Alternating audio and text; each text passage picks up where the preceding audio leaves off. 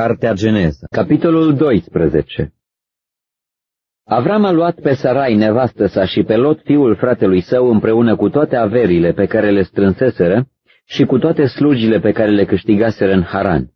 Când era aproape să intre în Egipt, a zis nevestei sale Sarai: „Iată, știu că ești o femeie frumoasă la față.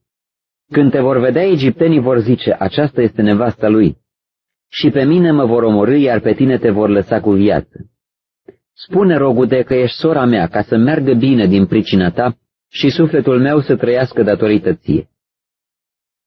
Când a ajuns Avram în Egipt, egiptenii au văzut că nevasta lui era foarte frumoasă.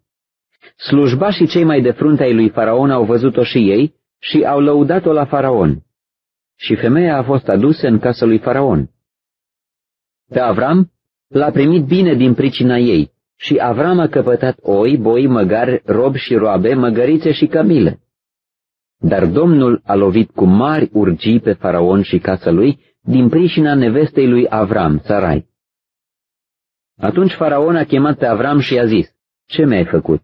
Pentru ce nu mi-ai spus că este nevastă ta? De ce ai zis este sora mea și am luat-o astfel de nevastă? De ce ai zis este sora mea și am luat-o astfel de nevastă?”